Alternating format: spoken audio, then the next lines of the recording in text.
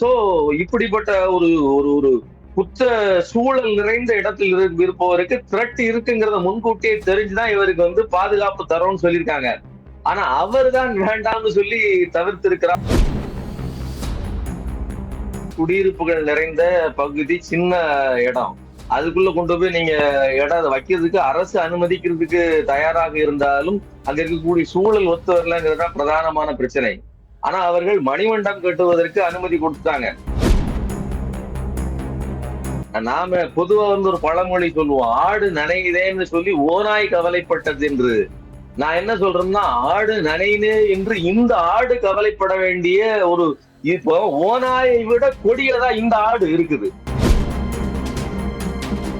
ஆனா இன்னைக்கு நீங்க செல்வராஜ்ங்கிற பாஜக பிரமுகர் பின்னாடி நிப்பார் அப்படிங்கிற தைரியம் இருக்க போய் தானே பொன்னை பாலு உட்பட பலரும் சேர்ந்து இதை செய்ய முடிகிறது. பூரண உரிமை அளிக்கிறேன், எந்த குற்றத்தையும் செய்வதற்கு உங்களுக்கு உரிமை அளிக்கிறேன், நம்ம கட்சி தான் மேல ஆட்சி ஆளுது அப்படிங்கிற நம்பிக்கையோடு இருங்கள் அப்படிங்கிற விதத்துல இவருக்கு சேர்க்கப்படுகிறார்கள். நீங்க நல்லா புரிஞ்சுக்காங்க, ஒன்றியத்தில் ஆளுகிற ஒரு கட்சியின் போய் நீங்க இணைஞ்ச உடனே உங்களுக்கு என்ன வருது, ஒரு தெம்பு விடுகிறது. பொன்னை பாலு சொல்லியிருக்கிறாரு, ஆற்காடு சுரேஷ் பிறந்த நாளில் ஜூலை 5ஆம் தேதி எங்க அண்ணனுக்கு பிறந்த நாள், அந்த நாளில் நான் கொல்லணும்னு பிளான் போட்டு அன்னைக்கே தூக்கணும்னு முடிவு பண்ணோம், அதை அச்சீவ் பண்ணிருக்கிறோம் அப்படிங்கிறாப்ல. இன்னொரு தகவல், இப்ப இன்னைக்கு தேசிய அவருடைய பகுஜன் மகாஜாவுடைய தேசிய தலைவர் இன்னைக்கு வந்திருக்காரு. அவரு சட்டம் ஒழுங்கு சரியில்லைங்கிறாரு இல்லையா? அவரு சொல்றாரு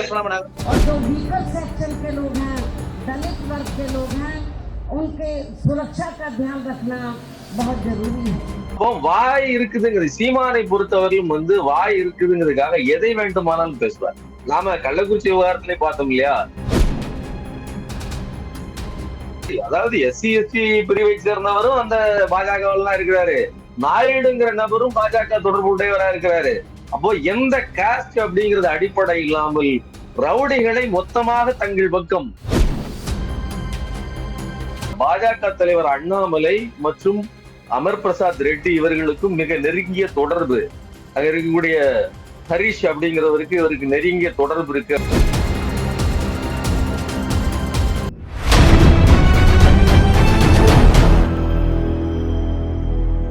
அறக்கழகம் பார்வையாளருக்கு வணக்கம். இன்னைக்கு நம்ம சந்திக்கிற அரசியல் விமர்சகர் திரு சுமன் கவி அவர்கள். வணக்கம். வணக்கம். குறிப்பா 2 நாட்களா பார்த்திருப்பீங்க, ஆம்ஸ்டாங்கோட படுகொலை என்பது இந்திய அளவில் மட்டும் பேசும்போதாக இருக்கிறது. இன்னைக்கு தேசிய தலைவர் மாயாவதி அவர்கள் வந்திருக்கிறார். அவர் பேசின பேச்சும் கூட மிக முக்கியமான பேசும் பொருளாக மாறி இருக்கிறது. குறிப்பாக தமிழ்நாட்டு சட்ட ஒழுங்கு சரியில்லைங்கிறத முன் வச்சு பேசியிருக்காரு. இந்த படுகொலையை எப்படி பாக்குறீங்க? இந்த நிகழ்வுல திரு ஆம்ஸ்டாங்கர் அவர்களை பற்றி பல தகவல்கள் வெளிவருகிறது. அவருடைய தனிப்பட்ட குணாதிசயம், அவர் எப்படி அரசியல் ரீதியாக இயங்கினார், தாழ்த்தப்பட்ட ஒடுக்கப்பட்ட மக்களின் பிரதிநிதியாக அந்த மாணவர்களுக்கு, படிக்கணும்னு வர்ற மாணவர்களுக்கு தனிப்பட்ட முறையில் எப்படியெல்லாம் உதவி செய்தார், சட்டக்கல்லூரி மாணவர் பிரச்சனையில் எவ்வாறு சரியாக நடந்து கொண்டார் அப்படிங்கிறத பத்தி எல்லாம் நிறைய தகவல்கள் வெளிவருகிறது. சோ ஒரு நசுக்கப்பட்ட சமூகத்தின் பிரதிநிதியாக அவர் தொடர்ந்து இயங்கி வந்திருக்கிறார் அப்படிங்கிறதையும் பார்க்க முடியுது. ஆனா இந்த விவகாரத்தில்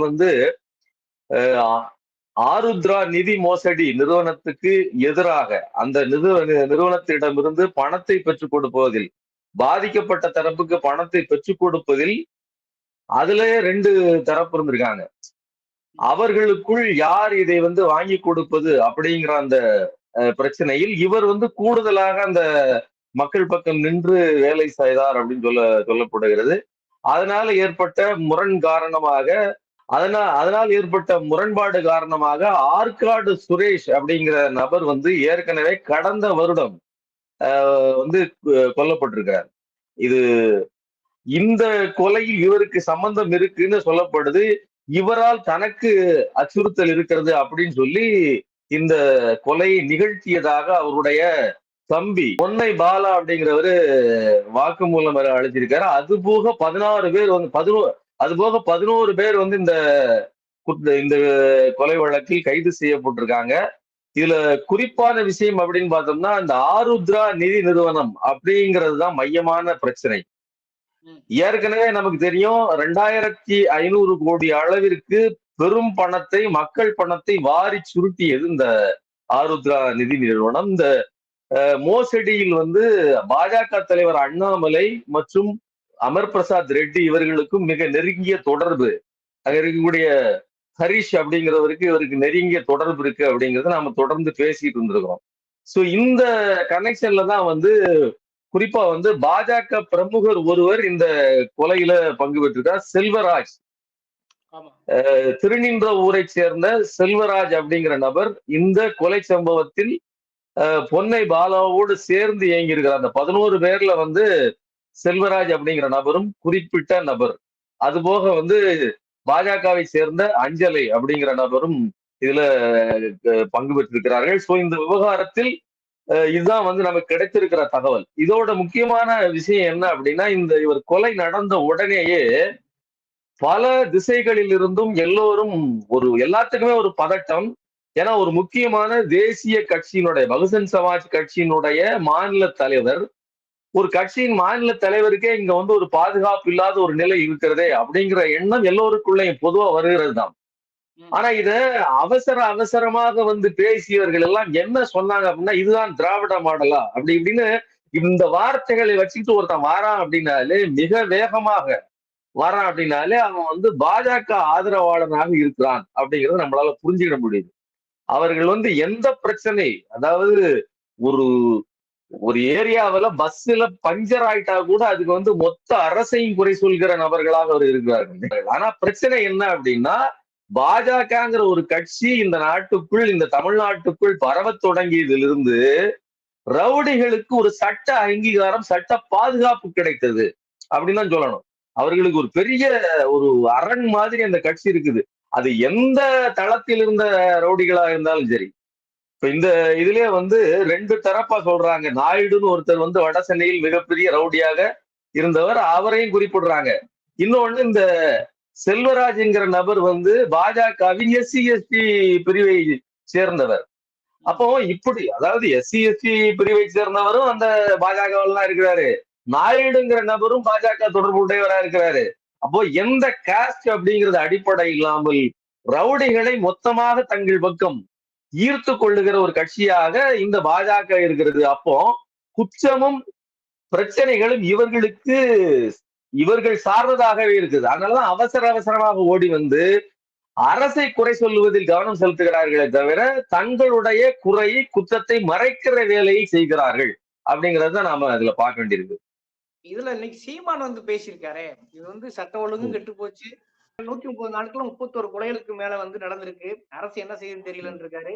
இன்னொன்னு துப்பாக்கி ஏன் நீ கொடுக்கலன்றது, ஆக்சுவலா அவர்கிட்ட வந்து இத்தாலி ரக துப்பாக்கி ஒண்ணு கையில இருந்திருக்குது. இவர் வந்து ஏன் துப்பாக்கி ஏன் பாதுகாப்பு கேள்வி எழுப்புறாருல சீமான். இல்ல இப்ப ஒரு விஷயம் என்னன்னா, இவருக்கு ஏற்கனவே த்ரெட் இருக்குன்னு சொல்லி உளவுத்துறையிலிருந்து அறிவிக்கப்பட்டு உங்களுக்கு பாதுகாப்பு கொடுக்கிறோம்னு சொல்லப்பட்டு தான் இருந்திருக்குது. இன்னொன்னு இவருக்கு ஏற்கனவே லைசன்ஸ் துப்பாக்கி கையிலேயே உண்டு. பிரச்சனை இவர்களுக்கு இருக்கிறது. ஏன்னா ஒரு முக்கியமான ரவுடிசம் நிறைந்த பகுதியில ஒரு பெரிய வக்கீலா இருக்கிறாரு. 2008ஆம் ஆண்டு நடந்த அந்த மாணவர் தாக்குதல்ல கூட பாதிக்கப்பட்ட மாணவர்களின் சைடுல நின்று மிகப்பெரிய அளவில் அந்த போராட்டத்தில் தலித் மாணவர்களுக்கு நீதி கிடைக்கிற அளவுல வேலை செய்தார். அதுல இவருடைய அந்த கேஸ்ல இவர் மேலையும் பதியப்பட்டிருக்குது. சரிங்களா? ஆனா பின்னால் விடுதலை செய்யப்பட்டிருக்கிறார். சோ இப்படிப்பட்ட ஒரு ஒரு குற்ற சூழல் நிறைந்த இடத்தில் இருப்பவருக்கு த்ரெட் இருக்குங்கிறத முன்கூட்டியே தெரிஞ்சுதான் இவருக்கு வந்து பாதுகாப்பு தரோம்னு சொல்லியிருக்காங்க. ஆனா அவர் தான் வேண்டாம்னு சொல்லி தவிர்த்திருக்கிறார் அப்படிங்கிறது தான் வருகிற தகவல். அது அவர் வந்து அப்படிப்பட்ட ஒரு த்ரெட் இருப்பதாக அவர் உணரவில்லை அப்படிங்கிறது ஒரு விஷயம். இன்னொன்னு, அவர்களுக்கு அது அன்கம்ஃபர்டபுளா இருந்திருக்கலாம் அப்படின்னு ஒண்ணு பார்க்க வேண்டியிருக்கு இல்லையா? நீங்களே விரும்பாத ஒரு பாதுகாப்பை அரசு தருவதாக சொன்னாலும் கூட நாங்க எப்படி செய்ய முடியும்? அப்போ வாய் இருக்குதுங்கிறது, சீமானை பொறுத்தவரையும் வந்து வாய் இருக்குதுங்கிறதுக்காக எதை வேண்டுமானாலும் பேசுவார். நாம கள்ளக்குறிச்சி விவகாரத்திலே பார்த்தோம் இல்லையா? ஒரு பக்கம் அவர் வந்து தொடர்ந்து நான் வந்து சாராயம் வைப்பேன், நான் வந்து இப்படி கள்ளு குடிச்சா நல்லது அப்படின்னு பிரச்சாரம் பண்ணிக்கிட்டே இருக்கக்கூடிய நபர் தான் அங்க போய் சாராயம் சாவு நடந்ததுக்கு மாரடிச்சுட்டு வர்றாரு. அதனால இவர் பாதுகாப்பு குறித்து இவர் பேசுவதற்கு எந்த தகுதியும் மற்ற நபர். இன்னொன்னு, எந்த ஒரு பிரச்சனையிலுமே சீமானுடைய கருத்து கண்ணோட்டம் என்பது தன் தேவைக்கானது அப்படிங்கிறத நம்ம புரிஞ்சு, அதாவது ஆளுகிற கட்சி குறிப்பா திமுகவை குறை சொல்வதற்கு அவர் எந்த விதமான கேவலத்தையும் செய்வதற்கு தயாராக இருப்பார் அப்படிதான் நம்ம பார்க்க வேண்டியிருக்கு. அதனால ஆம்ஸ்ட்ராங்குக்கு கொடுக்கப்பட்ட பாதுகாப்பு கொடுப்பதற்கு அரசு தயாராகத்தான் இருந்தது அப்படிங்கிறது எந்த மாற்று கருத்தும் இல்லை. ஆனால் அவர்தான் அதை பெற்றுக்கொள்ளவில்லை அப்படிங்கிறது தான் அங்கிருந்து வருகிற தகவல். இன்னொரு தகவல், இப்ப இன்னைக்கு தேசிய அவருடைய பகுஜன் மகாஜனுடைய தேசிய தலைவர் இன்னைக்கு வந்திருக்காரு. அவரு சட்டம் ஒழுங்கு சரியில்லைங்கிறாரு இல்லையா? அவரு சொல்ற இப்போ சட்டம் ஒழுங்கு சரியில்லை அப்படின்னு ஒரு வார்த்தையை சொல்வதன் மூலமாக இப்ப நாளைக்கு அரசு கடுமையான நடவடிக்கை எடுக்குன்னு வச்சுக்கோங்களேன். இப்போ ஆற்காடு பாலு மேலேயே பல குண்டர் வழக்குகள் இருக்குது அப்படிங்கிறத முதல் நாளேயே அந்த செய்தி வந்த உடனேயே சொல்றாங்க. 10க்கும் மேற்பட்ட குண்டர் சட்டம், பல முறை அவர் குண்டர் சட்டத்தில் அடைக்கப்பட்டு வெளியில வந்திருக்காருன்னு சொல்றாங்க. இத்தனை முறை அடைக்கப்பட்ட ஒரு குண்டர் சட்டம் எதுக்குங்க போடப்படுது? குண்டர் சட்டம்ங்கிறது என்ன செய்தாலும் இந்த நபர் அடங்க மாட்டேங்கிறான் அப்படிங்கிற நேரத்தில் தான் குண்டர் சட்டத்தை போட்டு ஒரு வருடத்திற்கு அவரை வெளியில் வராத அளவுக்கு அடைக்கிற வேலை செய்கிறார்கள். ஆனா அதிலிருந்தும் அவர்கள் வெளியில் வருவதற்கு ஏதோ ஒரு வகையில் வெளியில் வருகிறார்கள் வச்சுக்கோங்களேன். இப்ப இந்த கடந்த 10 ஆண்டுகளில், ஏன்னா இந்த 3-4 வருடங்களுக்கு முந்தைய ஆண்டுகளில் இவர்கள் செயல்பட்டு தான் இருந்திருக்காங்க. சரிங்களா? நாளைக்கே வேறொரு ஆட்சி வந்த உடனே தலைகீழா எதுவும் மாறிவிடாது. ஒரு ரவுடியோ ரவுடி இசத்தையோ ஒரு குறிப்பிட்ட நாட்களுக்குள்ள அடக்கி முடித்து விடுவோம் அப்படின்னு ஒண்ணும் கிடையாது.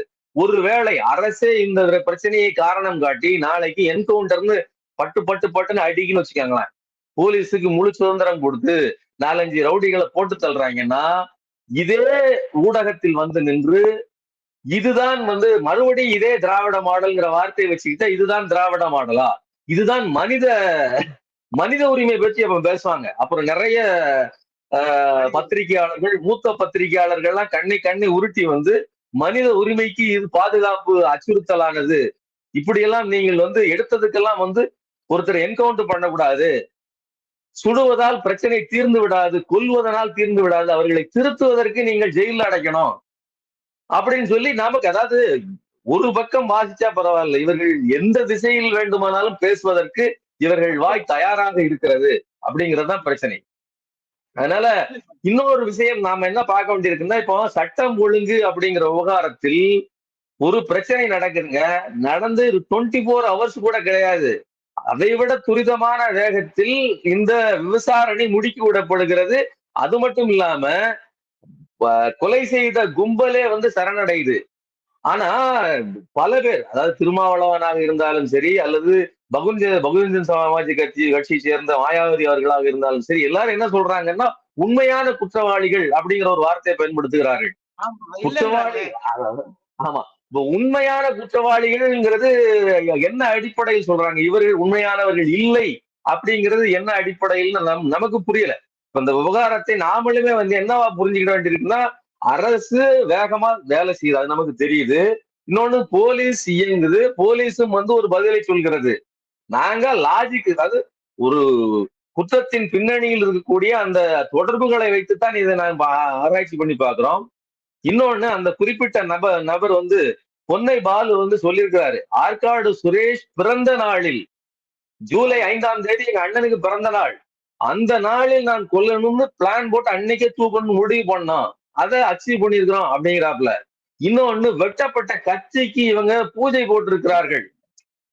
சோ இன்னொன்னு, இதே பொன்னை பாலுவுக்கு அவருக்கு த்ரெட் இருக்கு அப்படிங்கிற அச்சம், அதாவது தான் கொல்லப்படுவோம் அப்படிங்கிற அச்சம், அண்ணனை மாதிரியே தான் கொல்லப்படும், நான் இந்த செயலை முடிக்காவிட்டால் எனக்கு பிரச்சனை வரும் அப்படிங்கிற அச்சத்தில் அவர் இதை செய்திருக்கிறாருன்னு அவர் வாக்குமூலத்தில் சொல்லியிருக்காரு. இன்னொன்னு, அவருடைய மனைவியே அவரை விட்டு பிரிஞ்சு போயிட்டதாகவும் வாக்குமூலத்துல சொல்லியிருக்காரு. இதனாலேயே சோ இதையெல்லாம் கூட்டி கழிச்சு பார்க்கும்போது ஒரு பணத்தை பட்டுவாடா செய்வதில், பிரித்து கொடுப்பதில் வந்த பிரச்சனையில் இரு தரப்புகளுக்கு இடையிலான ஒரு தொடர், அடுத்தடுத்த செயின் மர்டர்ஸ் அப்படின்னு நம்ம இதை சொல்லலாம். இப்ப அடுத்தடுத்த கொலையாகத்தான் இதை நம்ம பார்க்க வேண்டியிருக்குது. இதுல ஆம்ஸ்ட்ராங் என்பவர் தனிப்பட்ட முறையில் ஒடுக்கப்பட்ட மக்களின் வளர்ச்சிக்கு உதவி இருக்கிறார் என்பது ஒரு கூடுதல் தகவலாக இருக்கலாமே தவிர, இந்த பிரச்சனைக்கு அது வந்து மையமான புள்ளியாக தெரியல அப்படின்னு தான் நம்ம சொல்ல வேண்டியது. இல்ல ஒரு பக்கம் குறிப்பாக ஆற்காடு சுரேஷ் தாங்கிறத அவரும் வாக்குமூலம் இருக்காரு இப்படிங்கிறத புரிஞ்சுக்க முடியுது. ஆனா இந்த கொலைக்கு பின்னணி பாஜகன்னு சொல்றதுல எந்த அடிப்பெல்லாம் லாஜிக் இருக்குது? இது ஒரு அரசியல் கொலைன்னு எடுத்துக்க முடியுமா என்ன? பாஜக என்பது குற்றவாளிகளின் கூடாரமாகிவிட்டது. அங்க வந்து ரவுடிகளும் அயோக்கியர்களுமே ஒன்று சேர்ந்து குழுமி இருக்கிறார்கள் அப்படிங்கறத நாம சொல்லிக்கிட்டு இருந்தோம். இதையெல்லாம் மீறி முன்னாள் பாஜகவின் தமிழ்நாட்டு தலைவராக இருந்த தமிழிசை சொன்னார் வெளியில வந்து சமீபத்துலதான். நான் வந்து இந்த நிர்வாகத்தை கையில் வைத்திருந்த நான் தமிழ்நாட்டின் தலைவராக இருந்தபோது தமிழ்நாடு பாஜகவின் தலைவராக இருந்தபோது இந்த மாதிரி குற்றப்பின்னணி உள்ளவர்களை சேர்க்கவில்லை. இந்த இந்த பேச்சுக்கெல்லாம் சேர்த்துத்தான் வந்து அமித்ஷா மிரட்டினார் அப்படின்னு நம்ம எடுத்துக்கணும். அவர் நிர்மலா சீதாராமனை விமர்சித்தார், அதனால் மிரட்டப்பட்டார்னு ஒரு தரப்புல இருந்து சொல்றாங்க. ஆனாலும் கூட குற்ற பின்னணி இல்லாதவர்களை தேடித்தான் நம்ம கட்சியில சேர்க்கணும்னா அப்படி ஒரு கட்சியே கிடையாது. நீ எங்க இருந்து நம்ம கட்சியை வளர்க்க போற அப்படின்னு சொல்லி மிரட்டி இருக்கிறார். என்ன ஆனாலும் கூட அந்த அம்மா சொல்றது ஒரு முக்கியமான விஷயம். தமிழ்நாட்டில் ஒரு அரசியல்வாதிகளை சேர்த்து அரசியல் பின்புலம் உள்ளவர்களை சேர்ப்பதுங்கிறத விட்டுட்டு குற்றவாளிகளை எல்லாம் சேர்க்கிற வேலையை வந்து எல்முருகன் காலத்திலிருந்து தொடங்கினார்கள். இந்த அம்மா போனதுக்கு அப்புறம் தான் தீவிரமாக அது நடந்தது. அதுல அண்ணாமலை வந்ததுக்கு அப்புறம் அவர் ஒரு போலீஸுங்கிறதுனால எல்லாருக்கும் நான் வந்து ஜாமீனை அல்லது எல்லாருக்கும் விடுதலை அளிக்கிறேன், பூரண உரிமை அளிக்கிறேன், எந்த குற்றத்தையும் செய்வதற்கு உங்களுக்கு உரிமை அளிக்கிறேன், நம்ம கட்சி தான் மேல ஆட்சி ஆளுது அப்படிங்கிற நம்பிக்கையோடு இருங்கள் அப்படிங்கிற விதத்துல இவருக்கு சேர்க்கப்படுகிறாரு. நீங்க நல்லா புரிஞ்சுக்காங்க. ஒன்றியத்தில் ஆளுகிற ஒரு கட்சியின் போய் நீங்க இணைஞ்ச உடனே உங்களுக்கு என்ன வருது? ஒரு தெம்பு வந்து விடுகிறது. நான் வந்து எதையும் செய்யலாம், எனக்கு பின்னாடி ஒரு கட்சி இருக்கிறங்கிற ஒரு நம்பிக்கை இருக்குது. அதனால ஒரு கொலை நடப்பதற்கு பின்னால் இதற்கு முன்னாடி ஒருவேளை இந்த கூட்டத்திற்கு கொல்லணுங்கிற எண்ணம் இருந்திருந்தாலும் கூட நமக்கு யார் பாதுகாப்பு அளிப்பாருங்கிற அச்சம் இருந்திருக்கும். ஆனா இன்னைக்கு நீங்க வந்து செல்வராஜுங்கிற பாஜக பிரமுகர் பின்னாடி வந்து நிப்பார் அப்படிங்கிற தைரியம் இருக்க போய் தானே பொன்னை பாலு உட்பட பலரும் சேர்ந்து இதை செய்ய முடிகிறது. அதனால எனக்கு பின்னால் நான் தனி ஆள் இல்லை, எனக்கு பின்னால் ஒரு தேசமே இருக்கிறது அப்படிங்கிற நம்பிக்கை கூட அவர்களுக்கு இருக்கலாம். இல்ல அந்த நம்பிக்கை ஏன் கேட்கணும்னா தேசிய தலைவர் நட்டா அவர்கள் தமிழ்நாடு சட்ட ஒழுங்கு தகவல்கள் குறிப்பா தலித்துக்களுக்கு எதிராக செயல்படுறது திமுக அறிவிச்சிருக்காரு. அதே போல அண்ணாமலையும் தலித்துகளுக்கு பாதுகாப்பு இல்லைங்கிறார் இல்லையா? நாம பொதுவா வந்து ஒரு பழமொழி சொல்லுவோம், ஆடு நனையுதேன்னு சொல்லி ஓநாய் கவலைப்பட்டது என்று. நான் என்ன சொல்றேன்னா ஆடு நனையுதே என்று இந்த ஆடு கவலைப்பட வேண்டிய ஒரு இப்போ ஓநாயை விட கொடியதா இந்த ஆடு இருக்குது. ஏன்னா இது வந்து பேர் தான் ஆடை தவிர பல பேரின் வாழ்க்கை, பல பேரின் இது பணத்தை எல்லாவற்றையும் சுரண்டிய ஒரு ஆடாக இருக்கிறது அப்படிங்கிறது பகிரங்கமா தெரியுது. ஆருத்ரா மோசடியில 2500 கோடி ரூபாய் பணம் என்பது சாதாரண மக்கள் 1 லட்சம் 2 லட்சம் சேர்த்து போட்டவர்கள்.